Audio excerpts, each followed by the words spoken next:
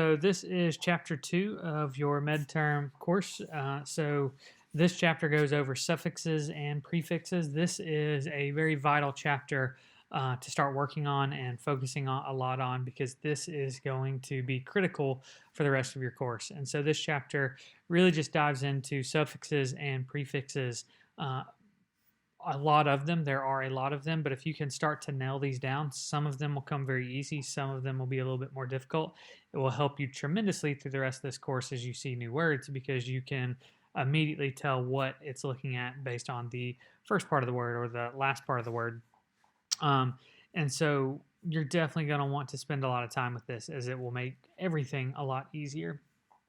And so remember, suffixes are coming at the end of that word.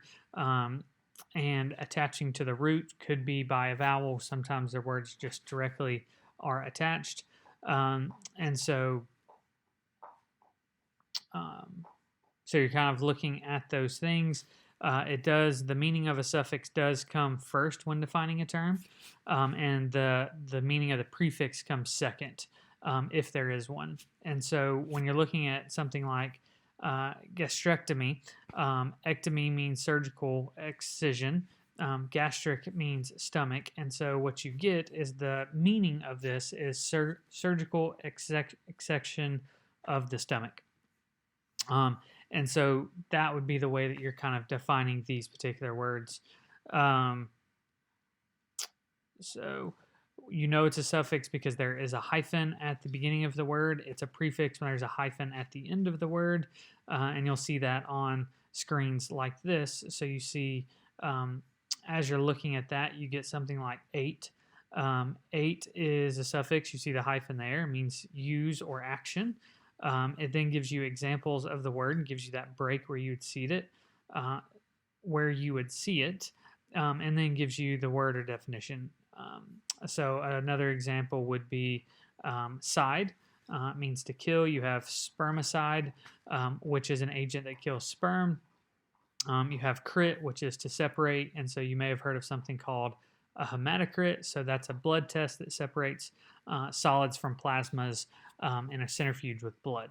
And so what you're going to want to do is going to want to go through these and all the ones in your book and become very familiar with their definitions and their meanings, because you're going to see these again and again and again. And so there's a few on this PowerPoint, and then just kind of continues on. And so you have all different kinds that your book goes very well into looking at those. So this is just a list of suffixes that mean pertaining to. And so depending on the part of the body, you may use a different suffix to mean pertaining to. And so that can sometimes be confusing, and so you just have to get used to seeing those and what those are meaning. Again, a second slide of those. And so again, you're just going to want to move through these. You guys can do that on your own. I'm not going to talk with these endlessly or anything like that. But it does break them down. And then it continues on with suffixes, talking about all the different things that go on. And I believe that eventually in this presentation, it does start to talk a little bit about prefixes. At least I thought it did. Again, breaking them down into different ways for you to be able to group them and learn them a little bit better. So it does get into prefixes. Not all words necessarily have a prefix. And so just kind of remember that. It does have that hyphen kind of at the end. And again, it goes into lots. One of the more common ones you might see is an A or an an, which means no, without, lack, apart. So like amnesia, where you don't have memory or you lack memory. Anemia, you lack red blood cells.